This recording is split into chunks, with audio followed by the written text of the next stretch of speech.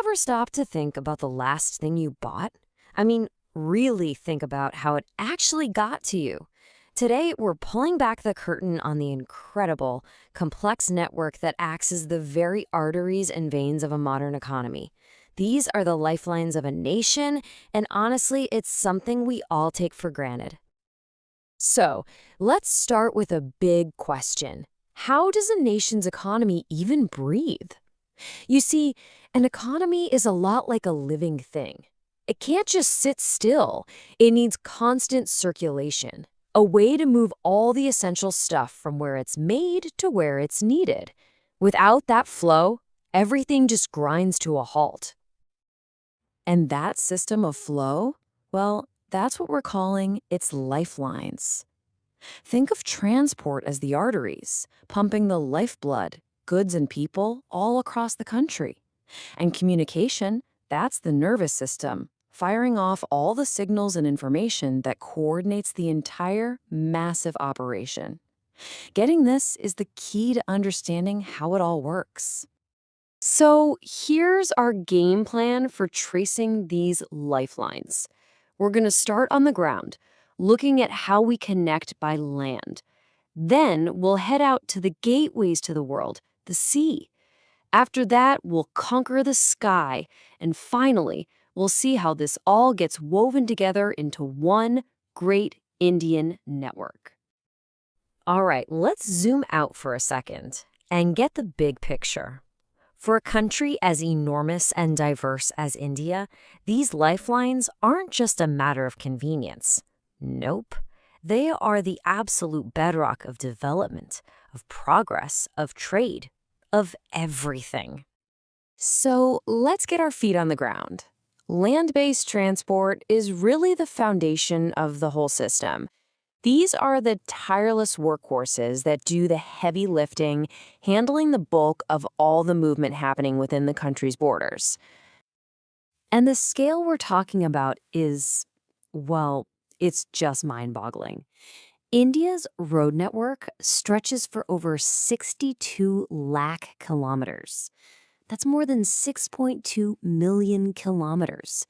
It's one of the largest road networks on the entire planet. Just try to wrap your head around that for a second. So why are roads the undisputed king of domestic transport? Well, for one, they're cheaper to build than railways. You can also sneak them through really tough mountainous terrain where you could never lay a track. They're perfect for shorter trips and smaller loads. But their real superpower? It's that door-to-door service. Roads are the final link in the chain, feeding everything from massive ports and train stations right to your front step. And this isn't just a random mess of pavement. Oh no, there's a very clear, very logical structure to it all. You've got the massive golden quadrilateral superhighways connecting the megacities, then the national highways stretching to the furthest corners of the country, all the way down to the humble rural roads that connect a single village to the nearest town. Every level has its job, and they all work together. Now, let's shift gears to the other giant of land transport, the railways. For over 150 years, the Indian railways have been so much more than just a way to move stuff around. They have been a truly powerful, integrating force, literally binding the economic life of the country together. Okay, this is super important to get. Roads and rail, they're not competitors. They're partners in a beautifully choreographed dance.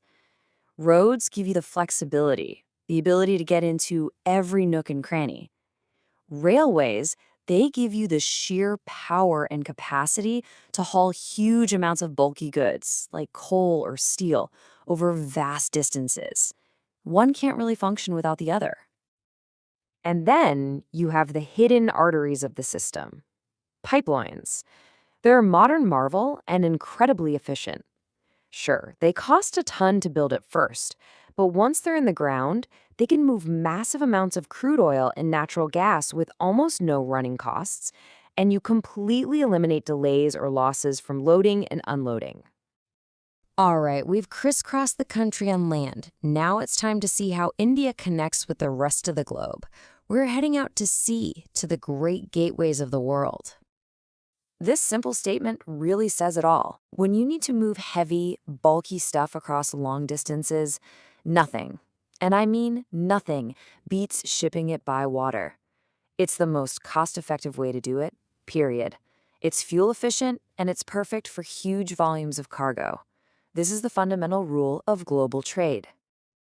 And if you need proof, just look at this. This chart is staggering.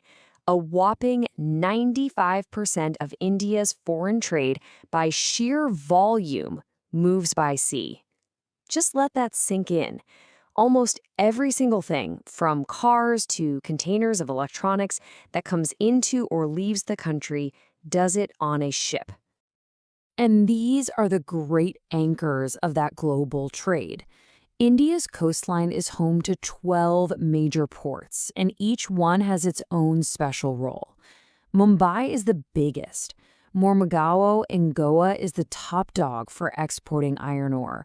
And Kolkata is this fascinating example of an inland river port, serving a huge part of eastern India. Okay, so we've gone from the cheapest mode of transport to the absolute fastest. Now we're conquering the sky. Air travel is all about one thing: speed, especially when you need to overcome huge distances or impossible terrain. You know, the real magic of air travel, it just doesn't care about what's on the ground. It can soar over massive mountains, huge deserts, and endless oceans with no problem. It makes connections possible that would be incredibly difficult or just take forever any other way. So let's look at a really interesting case study. Why is air travel so incredibly vital in India's northeastern states? Well, the geography of that region throws up a unique set of challenges that makes getting around on the ground really, really tough. And here's why. That whole area is full of huge rivers, thick, dense forests, and super rugged, hilly terrain. On top of that, frequent floods can literally wash away roads and railway lines. In an environment like that, flying isn't a luxury, it's an absolute necessity. It's what makes the region accessible. So we've got the roads, the railways, pipelines, shipping lanes, and airways. We have all the physical arteries. But what about the nervous system? What's telling everything where to go and when? This is where we weave it all together with communication and trade. This right here is that nervous system. Think about it. You can have all the roads and ships in the world, but without a solid communication system, they're useless. Modern transport and trade depend on it. India has the largest postal network in the world, a massive telecom network connecting even remote villages, and mass media that creates a shared awareness across the nation. It all works together. And what's the ultimate goal of all these amazing interconnected lifelines? It's to make trade possible. And international trade is way more than just swapping goods. It's seen as the economic barometer for a country. The health of a nation's trade tells you a lot about the health of its lifelines. This brings us to a really powerful thought that kind of sums it all up. These lifelines haven't just shrunk countries, they've shrunk the entire world. As our source material puts it, the whole planet has basically been turned into a large village. Distance just isn't the barrier it used to be. But here's the thing. These networks are never finished. They're constantly growing, changing, evolving. So I'll leave you with this to think about. As our technology keeps pushing forward, what new lifelines, what incredible new connections are going to define the economy of tomorrow?